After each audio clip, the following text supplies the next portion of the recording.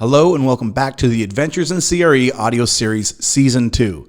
We are glad to be here with you today because today is actually a continuation, a part 2, if you will, of Modeling Like a Deal Season Pro from Season number 1. Let's get started. Welcome to the Adventures in CRE audio series. Join Michael Belasco and Spencer Burton as they pull back the curtain on everything commercial real estate and introduce you to some of the top minds in the industry. If you want to take your skills to the next level and be part of a growing community of CRE professionals across the world, this is for you. All right, so this is actually probably one of the most exciting episodes I think that we're going to have this season because it plays off of the most popular episode we had in Season 1, which was Modeling Like a Deal Season Pro. So again, joined by Spencer Burton, Michael Belasco. Thanks for being here, guys, obviously, here in studio. Thank you. Yeah, good great. To be here. So I think maybe I'll kick it off to which one of you to start, because what I want to do is kind of go back to when the Accelerator started. Okay, we had a hypothesis and you guys really had an idea on how to help people learn financial modeling in the shortest amount of time possible. And when that launched back in January, it was a success, but I think it's kind of come a long way since then. Let me give some context here. Yeah. So when we say model like a deal season pro, where that comes from is we field hundreds, we love them, hundreds of emails a month. And a lot of those emails ask, or in the past they've asked, what do I need to do to become proficient, become a master in real estate financial modeling? And so we would prepare, we had an email, kind of a blank, a template email that we would send that would provide a few of the posts that were on our the front end of our website, on our blog. We have our a.cre 101 section, which has a lot of great kind of beginner information. But ultimately, we concluded that we needed a program, a step-by-step process whereby one could learn to become or to model like a deal season pro. And to become a deal season pro, you need to be modeling deals. And so this program is case-based. And so the hypothesis was, okay, if we taught the concepts, and then at the end of each course, and the core of the Accelerator 16 courses, at the end of each course, there was a case study, and the individual would complete the case study, which is effectively a modeling task, real to life, like you do in your day job, or if you're an entrepreneur, do as you're looking at deals, that you would become proficient at this skill. And that was a hypothesis. How are we doing, Michael? I mean, are we right? Was that the best way to learn real estate financial modeling? Absolutely. And I think what we took away from the onset when we were talking about this early on was we knew what didn't work. And which was just the visual learning or the reading or the whatever. How did Spencer and I come along? I mean, we had the benefit of the blog that challenged us individually to help us kind of kick out the noise and pretty much synthesize how to do a great real estate financial model. And a lot of that was feedback from our readers, and these models kept improving. Right. Most of that was, once we finally got out into our professions. But what we remembered back in school and when we were trying to learn is we would get a static model, and there was no context to it. And Sam, you say this all the time.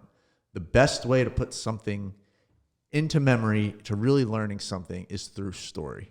Right. It's through having a story. Either you get engaged in it, you become a part of it. And so the Accelerator, from the get-go, that was the goal. It was, first and foremost, it was cut out all the noise, all the challenges of learning on your own, because we had we had and have now a ton of great resources. You can go and download our models and you could pick them apart. And that's kind of what we did when we were, early on in our careers, and we didn't know what models were good, if the models had errors. And that's where a lot of these emails came, people saying, I'm not sure how to begin. I understand what you're doing on the front end. Like, it's very clear and concise, but I can't figure out the formulas, and either I have gaps in my knowledge or I'm brand new. And so we went back to that.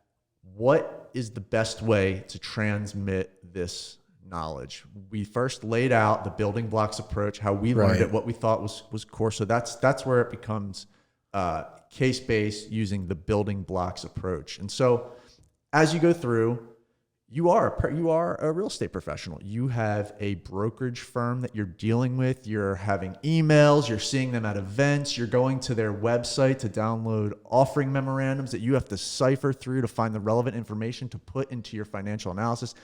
And so you feel like you're really and it's everything that Spencer and I experience. Like some of these are similar. I mean, I could draw some of the OMs that I personally created. Spencer and I actually created all of these OMs. So, I mean, so what's interesting about that is when you talk about, these are the actual experiences that you guys had, right? To a certain extent, yeah. Yeah. And so, or representative Sure. of the kinds of experiences that people in the industry have, no doubt. okay. And so a person that wanted to learn this skill set would previously have to go through all of those on their own, which might which might span what period of time? Yeah, well, it's more than that, right? So part of it is the case study. And the case study, Michael was spot on when he said they give context to the modeling, right? So I can dump in your lap 60 models and say, okay, learn to model real estate. And I guess you could take them apart and put them back together, and that's a great way to learn. But when you don't have the context of why am I using this acquisition model with a 10-year hold on this deal? Like, why am I doing that? Right. You may learn the mechanics, but you don't really understand what you're doing. So part of it's the context. The other part is the framework. And we get into this early on. In course 3, it's called the anatomy of the real estate DCF. And we talk about this framework when you're modeling property level cash flows of investment cash flows, operating cash flows, and reversion cash flows. And by the way, those concepts are grounded in finance, right? So when you're pricing a bond, you have your investment cash flow. That's the price of the bond when you buy it. You have your operating cash flows. Those are the coupons that you're earning every single quarter or at whatever frequency. And then you have your reversion cash flow. That's when the bond is paid back at the end of that period, right? But in real estate, the anatomy of the DCF is a little bit more complex than a bond. But what the accelerator does is it gives you a framework to think about cash flows. So when you sit down and you start with a blank Excel spreadsheet, first off, when you're modeling development cash flows that you're within your investment cash flow section, or when you're modeling leases, you're within your operating cash flow section. And that framework helps you simplify the process, which interestingly enough, once you understand the framework, any challenging modeling task that gets thrown at you, even if Spencer or Michael haven't created a tutorial for how to do it, you understand the framework, you'll be able to back into your own methodology for accomplishing that task. That's great. So let's go back just a little bit. So in January, you launched the Accelerator. January 2019, yeah. Okay, and 2019, and you put out your idea, and out of the gate, it's a success as far as people joining the Accelerator, right? But I'm guessing nothing is ever perfect the first time you go out. So maybe talk to me about the iteration and the evolution of the Accelerator since then, and what kind of feedback you were getting. That just some of the context of the motivation behind making any changes or evolutions. Yeah. So I was a little nervous, to be honest with you. Yeah, Big time. So Michael and I had called a hypothesis. We developed this program. It took us a year or more to develop, right? And that's on the. Well, you're building websites, you're building case studies that are outside of the actual training modules. And we're developing a new technique for learning this skill. And it was supported by the years of our own learning and the interactions we had with our readers over those years. But it was still kind of a new process to learn to model real estate. And it was kind of a theory that it would be well received. And so we started with, we called it our launch group. The reception was incredible. And to our Accelerator launch members, we owe a lot of the success of the Accelerator to you and taking a chance on it, because it was an experiment at that point. And so we launched to the launch group. And as soon as we hit the end of our launch group period, we closed it down. And that gave us a couple months where we could get feedback from our launch group. So about 30 days is what you opened it up for, right? We opened it up for not even that, 2 weeks. So we opened up for 2 weeks. Our launch group came in January 31st, 2019. We closed it off. We had a healthy group, a couple hundred people in our launch group, which was phenomenal. And they began to take the accelerator. And at that time, we were on the tail end of finalizing all the courses. So they couldn't access the courses all at once. You had to... Yeah, we were still testing some of these courses to make sure that... releasing them as the weeks went on. That was sort of the understanding. We didn't hide that fact. That was very upfront. But, to speak to Spencer's nervousness about, all our models are for free up front. And I remember when we started Adventures in CRE, when I put a model out, I'd be very nervous to put a model out because, our names are on it. And, then it becomes a lot easier and you become open to feedback. And so, when we launched the Accelerator, it was sort of that same process. I mean, we developed models and case studies, and then we recorded, a multitude of hours of video, and God forbid there was an error and we had to go back in and record. Some of these videos took a long time to just record for me. And so that initial phase and that group really, there were some, I don't think there were any major issues in that launch group. I think it went pretty seamlessly. There were a couple things where I had to go back in and record some stuff because I think, I remember when I added a column into a video when I'm telling people to go to certain cells. I added a column into a model to create a space, and I think halfway through a video I had done that, and then those things like that, right? That I had to go back and reconcile. But it's been. I mean, like any technology, you have to update. I mean, you're not going to catch everything up front, even though we looked, we went through those over and over again, and yet we continue to find little things, and we love it. By the way, if you're an Accelerator member and you catch something, please let us know because we're anxious to fix those things. Now it seems like they're the kind of the little tiny things. I think there was one recently where in an OM. In the rent roll, it was the average square footage was 790 square feet, and then on a different part of the OM, it said 791, and it was a rounding error that made the difference. But we appreciate that sort of feedback. My point is, the reason I was scared is, you hear about painters, and I don't want to pretend like that we're producing art here, so don't get me wrong, but you hear about painters who they'll put their heart and soul into a painting, but they don't want the world to see it because they fear the feedback they may get. Yeah. And that's what I mean by scary is it's a body of work. We put a lot of time and effort into it. We really believe in it. At the same time, you're kind of nervous, like what will our readers really think about it? So let's get to that then. So people are coming in. What do they think about it? Like what was, and again, there's an evolution here. So what did they think about it? And then what did you do to course correct?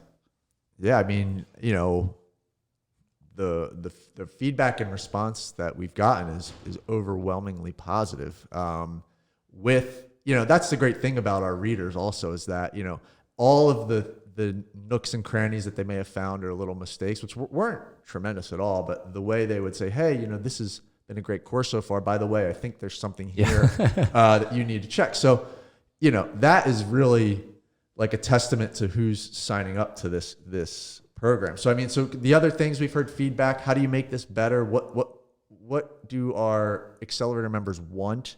I think we're really trying to focus and pay attention to that, whatever meet all their needs. And Spencer did a great job with launching the Advanced Concepts Library, which let me stop you there for a second. So to explain, we have 2 surveys that one takes when they are going through the Accelerator. Upon starting the Accelerator, we just have a basic survey so we can understand who you are. Right.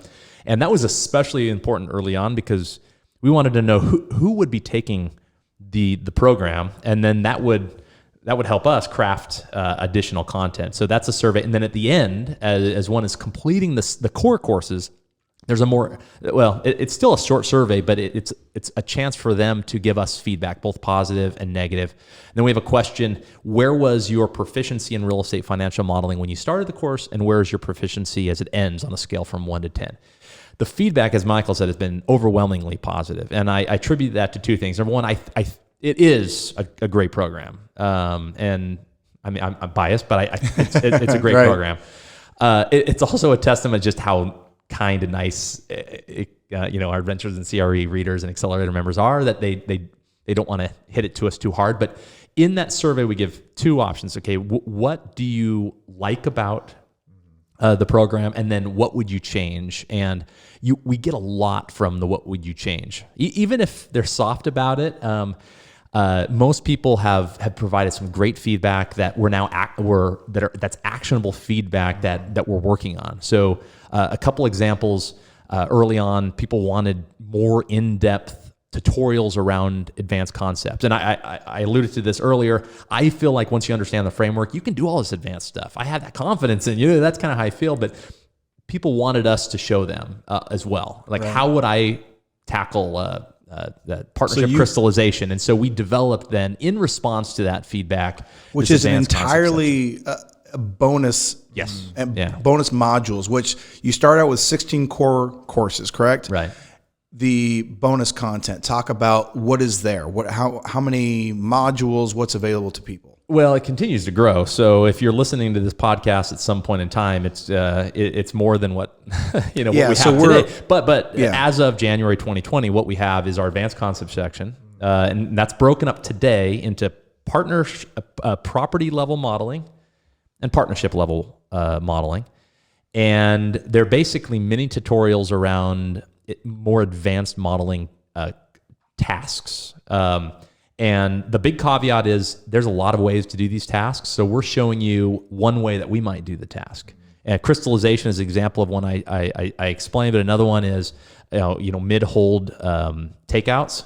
Okay. So what might be a way to take out a construction loan mid-hold on your model? And so we show some techniques for that, using Boolean logic to identify the date when the takeout occurs, and then your assumptions would be the loan takeout date, and then the permanent financing of taking that out. And so we have those. That's the advanced concepts modules. What else do we have that we've added since? And so we've added an additional just bonus content and materials, and a lot of that, and that's going to continually grow as well. And a lot of that might not fit neatly in the box as advanced concepts per se, but it's things like, you have a model that you use and you need to customize it. That is a thing that's very common. And there's no particular way to do it as with any of these concepts. So, the latest addition to that section is, I'm showing you how to add mezz debt to my hotel development model, right? And so it's, how do you take a model that you're working with, and this is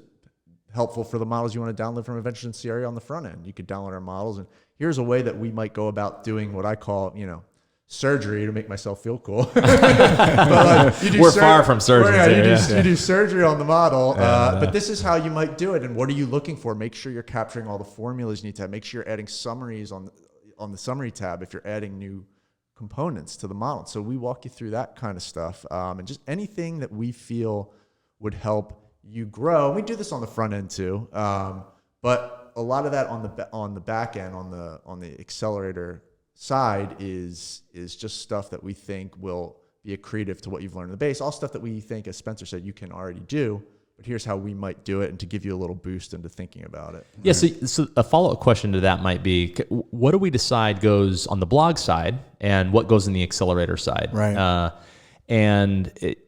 The Accelerator is hyper-focused on those 16 courses, right? We firmly believe you take those 16 courses, you take them seriously, that you're going to have the foundation.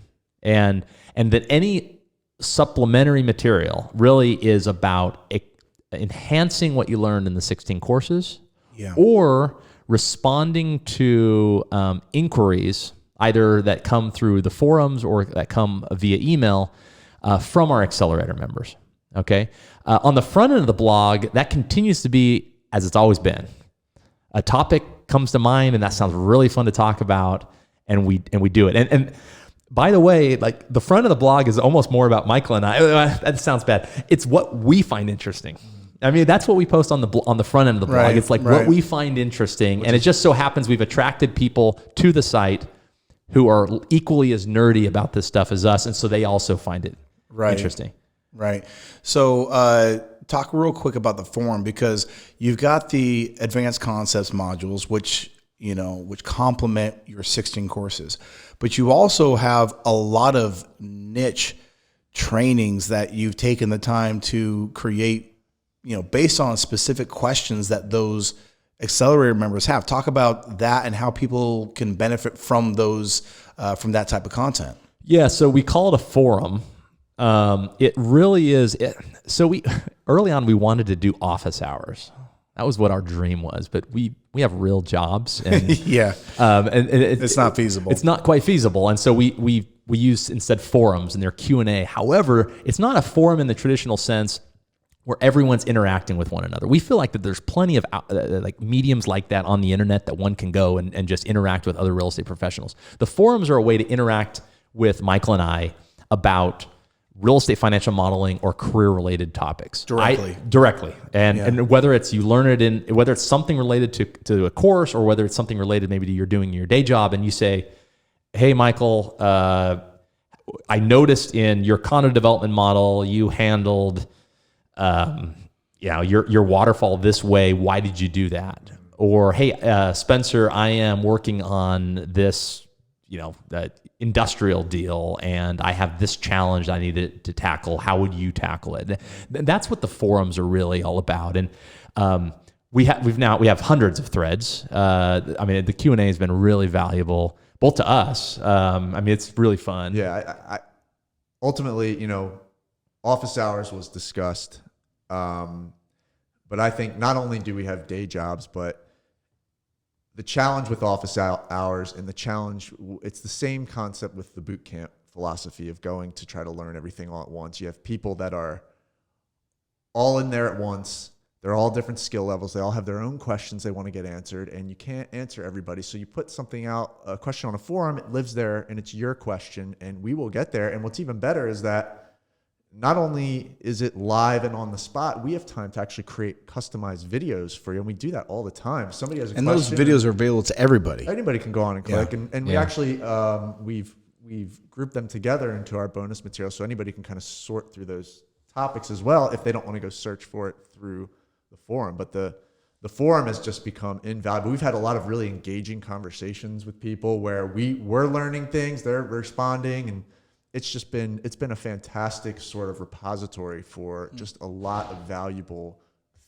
conversation, which is more so it's us on the website. Yeah. Right. And as we think about, new content or changes to the Accelerator going forward, one is, as the forums continue to grow, like I said, hundreds of threads now, and Michael said this, we're now grabbing the more substantive video tutorials and things that come out of the forum, and we're putting that in our library of supplementary tools. At some point, we're going to have to create a tool for you to be able to search through those forums and more accurately find information. And those are just things we recognize, and so we're continuing to improve the Accelerator as we get feedback, as the Accelerator grows, as the membership grows, et cetera. Yeah. So post 12 months, going into 2020. What has the Accelerator accomplished? And then what are you you've added this content. What should we expect going forward? You want to field that one? Yeah. As we talked about a bunch, a continually growing library of both the bonus materials and advanced concepts, we are going to be adding a bunch of practice financial modeling tests that you might encounter if you're going to apply for a job, or if you want to sort of practice just generally if you're thinking about doing your own thing. So we're going to create a library of watch me builds that can help you better prepare for these types of tests. And, just to add to that, if anybody's listening, if you have financial modeling test examples and you want to send it to us, they're challenging for you, we can absolutely add that to the library and create a watch me build. That's sort of where we get a lot of our content from. You have questions and you have things you need to solve, and they fit within the context and the parameters of what we're doing here, then we're excited to take those on. So that's some other things. Yeah. So also to that, so one piece of it are the tests, right? And the other piece is, and this is feedback we've received, people want more case studies. They want to be able to practice. So they finish the 16 courses and they go, I wish there were more case studies that I could continue to practice these things. We're working on it. Now it takes time. We got to create an OM.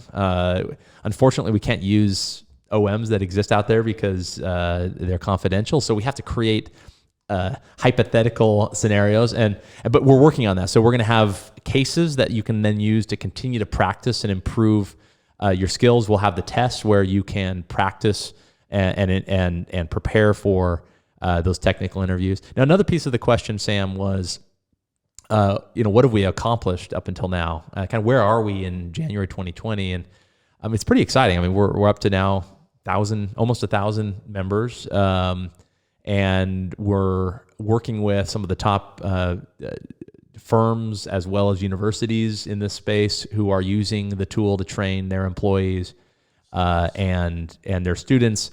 And we're getting feedback from our members that they're landing jobs at really cool places. And that is, I think, what I love most about it is I'll get these emails from someone and say, hey, thanks so much. I just landed this job at XYZ top firm, and that's thanks to the Accelerator. And that's really cool. That makes it all worth it. It gives me the motivation to continue to work on this thing in spite of everything else that's going on. Well, that's fantastic. So I guess in parting, if people want to learn more about the Accelerator, what should they do?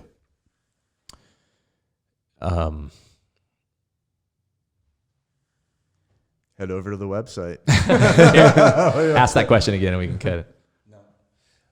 Okay.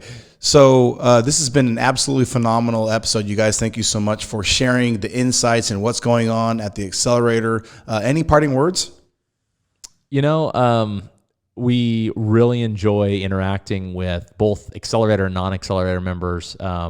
So please don't hesitate to continue to email us. If you're an Accelerator member, post forum comments. I mean, it's something we enjoy. We may not get back to you immediately, and just recognize that we have busy lives, but we really do enjoy that interaction. And so those are my parting words. Keep those that commentary and feedback coming. Yeah, questions, feedback, ideas, things you want to see us doing more of, ideas you want to see posted either on the front on Adventures in CRE or tackled in the Accelerator. I would add that. Just reach out and feel free to give us those ideas. So. All right. Well, thank you for tuning in to the Adventures in CRE audio series. We're really excited to put out season 2, and we will see you, I guess, on season 3.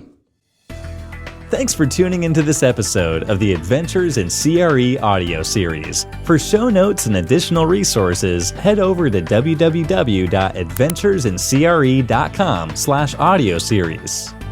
Would you like to learn real estate financial modeling in a matter of weeks and do it with zero guesswork? If so, the a.cre Accelerator is for you. The Accelerator is a step-by-step, case-based program designed to teach you exactly what you need to know and in the order you need to know it, so you can gain both the knowledge and experience to take your career to the next level. To see if the Accelerator is right for you, go to www.adventuresincre.com/accelerator.